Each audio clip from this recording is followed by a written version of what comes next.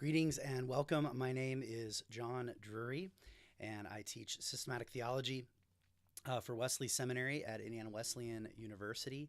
And this short talk concerns just kind of a brief history of monasticism. Brief history of monasticism. The I want to walk through kind of certain sort of like abstract principles to kind of get a sense of what monasticism is all about, thinking that might be helpful. And then I'll turn and, given how much time there might be, just kind of rattle off a couple, blow by blow, a couple key moments in the history. Okay, so first of all, I want to start with the sort of core element, as it were, of monasticism, which is a vowed existence, living according to a rule of life. And you'll find different sets of vows listed in different Christian monastic communities, but over time it's become clear that there's kind of the big three that all share, and that's poverty, chastity, and obedience. Poverty, chastity, and obedience.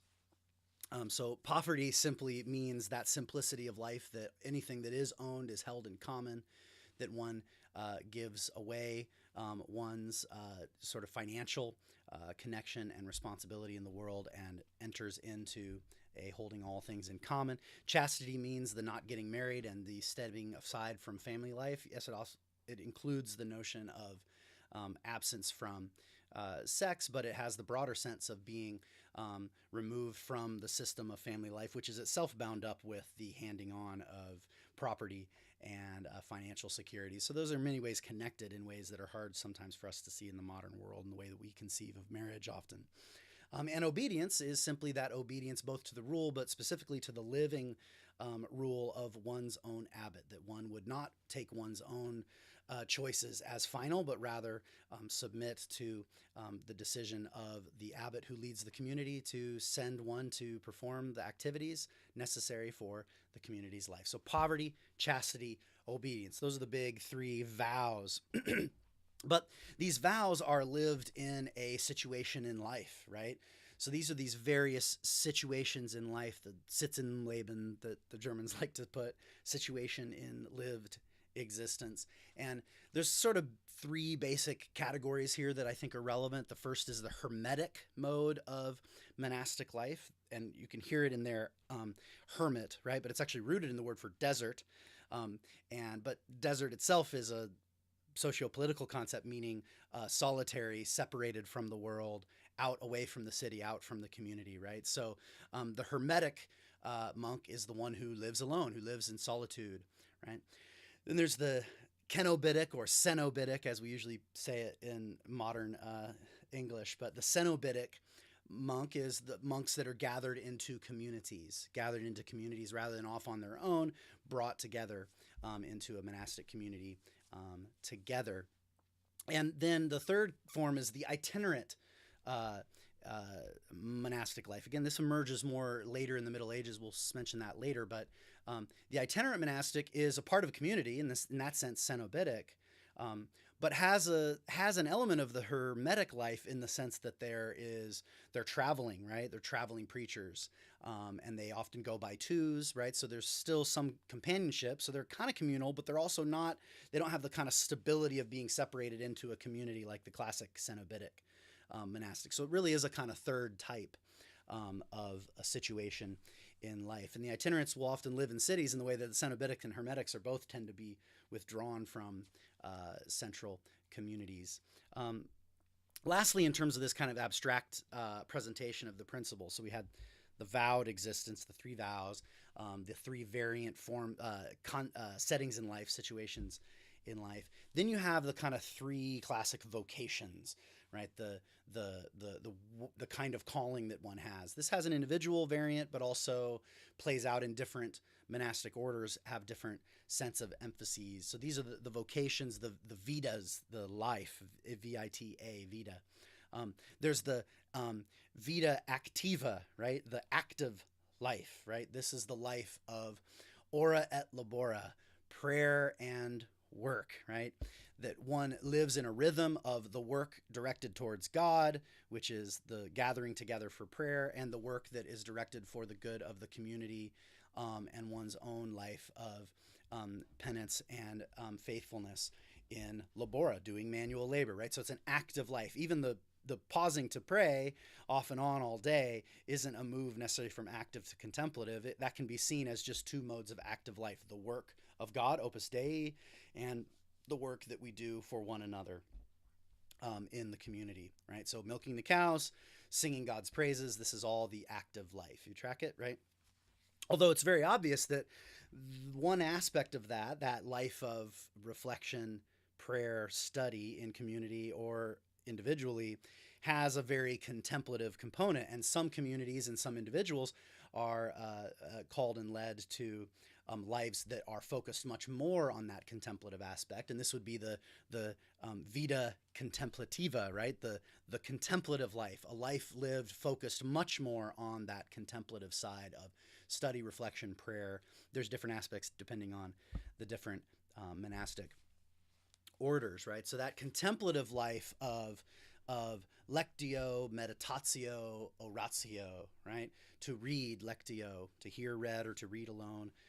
Meditatio, to think, to dwell on, to chew on as it enters into the heart. And then oratio, to experience in oratio, in prayer, the prayer of the heart as one is experiencing at a deeper level, right? This is this contemplative life. And some individuals and orders are in fact focused as much as possible on that contemplative aspect, whereas others are much more oriented towards that active side, right? So you can kind of see that basic difference. There is a third form of life that emerges again more in the Middle Ages, and that's this notion of an apostolic life, a life of being sent, a missionary kind of life, right? Which is often described by those who bear it as the mixed life. It's a mixture of the active and contemplative, in the sense that it's an action that's flowing from contemplation. So you contemplate, you study, you pray, you reflect, and then you go out into the world to give the gift of what one has learned in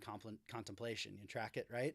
So to contemplate and then to hand on to others that which is been contemplated, right? That's that kind of motto that one particular group uses. I'll get into the weeds later on that, but so that's that apostolic life that moves from contemplation into an action, the content of which is defined by that contemplation, right? So that's that apostolic life, that life of study and preaching for the sake of others. So these are these different kinds of Lebensform, right? These different forms of life that the monastic can take in different situations, right?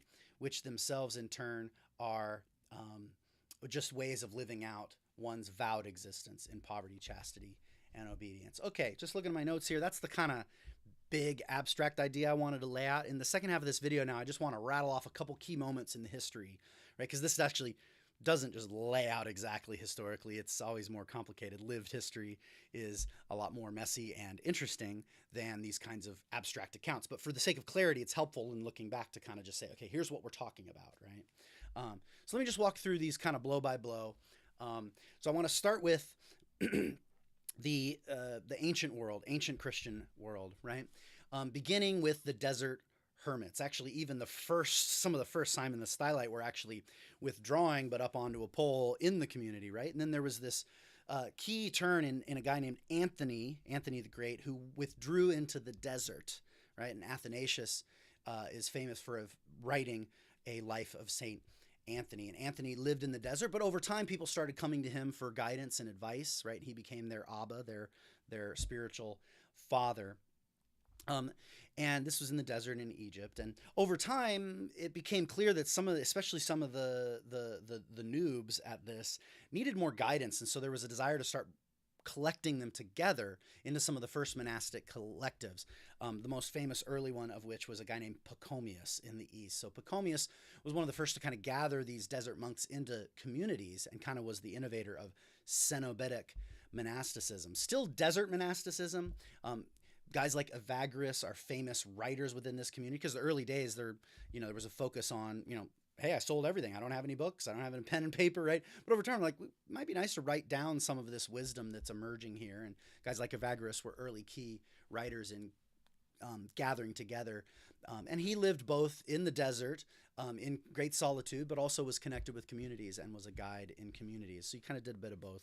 Um, Again, it's not as clear cut when actually lived as in our um, concepts. And then, sort of key third moment in the ancient world is the way that these practices get kind of passed over and transformed in the West, in the Latin-speaking West, rather than the Greek-speaking east of Egypt and Turkey in that area, as it moves west into North Africa and into Italy and all around there. The most famous sort of translator of the East to the West was a guy named John Cassian, right? So Cassian goes and interviews, they're called these conferences, they're kind of his interview notes in a sense, of these desert monks, and gathers this learning up, kind of puts it in Latin, makes it available for these Western audiences, and that deeply influences a young man named Benedict, right? And Saint Benedict gathers together and kind of establishes a Cenobitic monastery, writes a rule, a kind of guidebook, which seems real rigid if you read it fast, but if you read it slow, you'll notice all along it keeps saying, or if the abbot deems different, right? So it's very clear that the abbot has a lot of authority. That's why those vows are so crucial, that the abbot has a lot of authority for guiding the community into how to live this rule out in the particularities of their existence. And the emphasis there is very much on stability, on joining a community, being part of that community the rest of one's life. And it was a very unstable time in the late antique era. He dies in the 500s.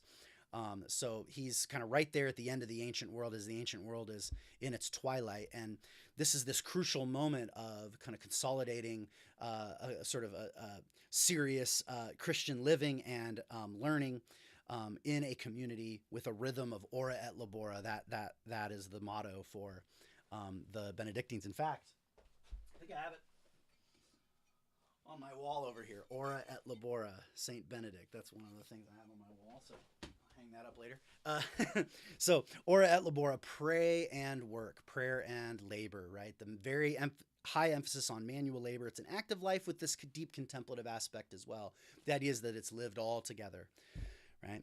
So that's that basic kind of Western form that monasticism takes. And that's the kind of core institution. These are really independent institutions, often out from the cities, not bound up really in the ecclesiastical hierarchy. It has its own kind of independent political and spiritual authority.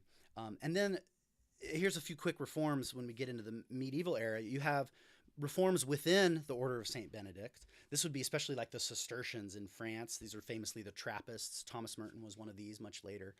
So the idea was, let's actually reform and actually follow the rule as Benedict intended it. Whether they actually got it right historically is less the point of that. This was a radical, serious engagement in trying to live this radical, simple life that Benedict was setting forth. So the Cistercians, later called the Trappists. That's often why we think of monks as living in silence, because they have a strong custom of speaking really not at all except during worship and in the chapter meeting once a week. It's not a vow of silence. It's a custom of silence as the best way to live out the rule as they understand it. You have reforms alongside the order of St. Benedict in the Middle Ages, Carmelites and Carthusians. These are much more radically contemplative orders. They kind of live in their own cell all day, so it's kind of like the desert within the monastery. Later, famous people like Teresa of Avila and John of the Cross are members of the Carmelite order, and the Carthusian order. The author of the Cloud of Unknowing was a Carthusian. So these are maybe texts you're familiar with. Just putting it a little bit in context. And then the big reform beyond the Benedictine mode that broke from the stability practice and broke from having things in common to trying to live fully a poor life that relies on the gifts of others throughout one's entire monastic life. And those are the mendicant orders. That's the Franciscans and the the Dominicans, right? The Franciscans and the Dominicans, the order of preachers and the order of friars minor, who go out and preach all through actual cities. They're very much oriented towards the cities, and they're spread out all over Europe, and they move around. They don't have that stability oath the way that Benedictines take. And then we enter into the early modern period, and about out of time because it's almost 50 minutes and I'm capped. So the biggest one would be the Jesuit order. led by St. Ignatius of Loyola, who really starts this kind of mission, modern, very much a mission organization, very much a contemplative life lived in the world of action. There are other orders, but that's enough for now. Okay, I hope that helps. Bye-bye.